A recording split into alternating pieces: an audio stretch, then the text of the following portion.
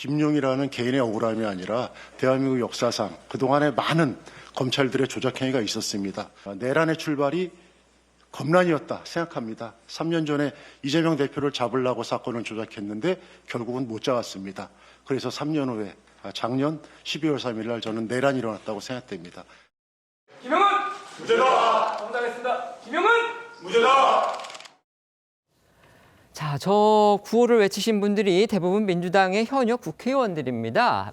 현역 국회의원들이 한 목소리로 지금 2심까지 유죄를 받고 지금 대법원에서 재판을 받고 있는 김용 전 민주연구원 부원장. 자타가 공인하는 이재명 대통령의 최측근이죠. 김용 전 부원장의 무죄를 외치고 있는 저 자리, 민주당이 주최했던 국회 정책토론회 자리였습니다. 그렇습니다. 여당 의원 35명이 공동 주최한 것으로 이 정식 명칭은요, 조작 검찰 어떻게 할 것인가라는 이 정책 토론회였는데요. 하지만 영상에서 보신 것처럼 축사에 나선 건 이재명 대통령의 측근이자 김용 전 민주연구원 부원장이 나왔고요. 또 발제자로 나선 건 김용 전 부원장의 변호인이었다 보니 사실상 김용 사건 토론회였다. 이런 지적이 나오고 있습니다. 아시다시피 김용 전 부원장은요, 지난 2021년 대선 과정에서 대장동 민간업자들로부터 불법 정치자금을 받은 혐의로 1, 2심 모두에서 유죄가 인정됐습니다.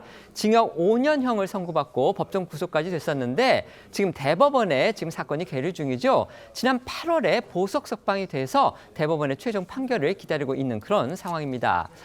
이런 일종의 범죄 혐의자를 국회 토론회에 불러서 다른 것도 아닌 축사를 읽게 했고요. 심지어 여당 의원들이, 국회의원들이 단체로 무죄다 이런 구호까지 외치는 상황이 벌어진 겁니다. 네, 김 전 부원장은 보석으로 석방되는 당시에도 검찰의 조작 기소라며 무죄를 주장했었습니다. 그리고 민주당 의원들은 이 당시 석방 현장에도 찾아가서 김 전 부원장이 무죄 주장에 힘을 실은 바 있습니다. 어제 토론회에서는 발제자로 나선 김 전 부원장의 변호인이 김 전 부원장 사건의 검찰 기소와 이 공판 진행 문제를 주제로 발표를 했고요. 토론회를 공동 주최한 김승원 민주당 의원 측은 채널A에 김 전 부위원장을 초대한 이유에 대해서 김 전 위원장이 정치검찰의 조작 수사로 인해서 직접적인 피해를 입은 사건 당사자다 이렇게 말한 것으로 전해졌습니다. 어제 토론회에서 나온 민주당 의원들 목소리 조금 더 들어보시겠습니다. 제가 170일간 그 정치검찰 조작기소 대응 특별위원회를 TF에서 특위까지 끌어올리면서 확신을 갖게 된 건 김용 전 부원장은 무죄다라는 그의 형제와 같았던 김용 부원장을 공격했던 정치검찰의 노름이 이제 하나둘씩 그 추악한 모습이 만천하에 드러나고 있습니다. 국민의힘에서는 도를 넘었다거나 파렴치하다는 강도 높은 비판도 이어지고 있습니다. 박성훈 국민의힘 수석대변인은 파렴치범을 국회 토론회 연단에 세워 검찰을 범죄 집단으로 매도했다고 비판했고, 최수진 원내수석대변인은 본인의 잣대로 법을 재단하지 말고 죄를 지었으면 자숙하는 게 맞지 않느냐, 유죄 선고에도 정신을 못 차리고 모렴치하다 이렇게 꼬집었습니다. 어제 국회에서 민주당 의원 수십 명이 주최해서 열린 정책 토론회가 있었습니다. 주제가 이제 검찰의 조작 수사 이거를 비판하는 그런 내용이었는데 여기에 지금 1, 2심에서 모두 유죄를 선고를 받았고요. 대법원이 지금 사건을 심의 중인, 물론 이제 대법원이 보석으로 지금 풀어주긴 했지만 어쨌든 이재명 대통령의 자타공인 최측근이라고 할 수 있는 김용 전 민주연구원 부원장이 축사에 나섰습니다. 심지어 민주당 의원들 단체로 김용은 무죄다 이렇게 외치는 그런 상황까지 벌어졌습니다. 이거 어떻게 보십니까?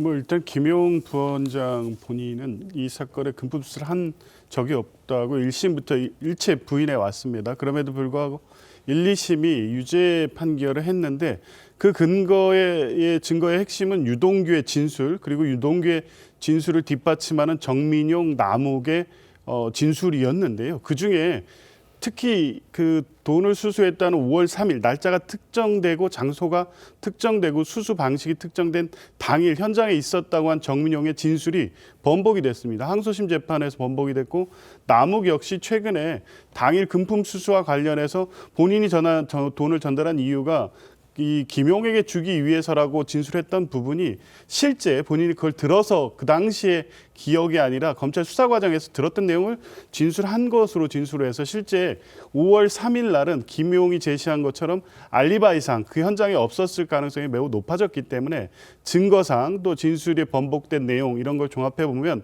대법원에서 무죄 판결을 할 수밖에 없고 그렇게 될 것이다라는 주장을 하고 있습니다. 네, 물론 이제 뭐 대법원 판결이 남아있기 때문에 지금 현재 김용 전 부원장은 유죄다 저희가 이렇게 단정하는 건 아닙니다. 하지만 어쨌든지 간에 1, 2심에서 다 유죄 판결을 내렸기 때문에 국회의원들이 저렇게 집단적으로 나서서 사법부를 압박하는 그런 모양새는 좋지 않은 거 아니냐 지금 이런 지적이 야당으로부터 나오고 있기 때문에 질문을 드리는 겁니다. 네. 그렇습니다. 그래서 대법원이 왜 빨리 판결을 하고 있지 않는가에 대해서 이제는 응답을 해야 될 시점이라고 봅니다. 2심에서 징역 5년이라고 하는 중형을 1심과 마찬가지로 선고하고 법정 구속까지 했던 사건 아니겠습니까? 그런데 대법원 판결이 늦어지면서 보석으로 석방이 되고 김용 전 부원장은 저렇게 토론회에 참석을 하고 민주당 의원들이 함께 도열해서 무죄다라고 외치는 참 전대미문의 상황이 벌어지고 있는 것입니다. 그런데 법은 누구에게나 평등해야 되고 예외가 없어야죠. 보통 구속사건은 대법원이 우선순위를 앞당겨서 처리를 하기 때문에 구속기간 내에 처리되는 것이 보통입니다. 김용 전 부원장에게 매우 충분한 사건 검토를 할 만한 시간이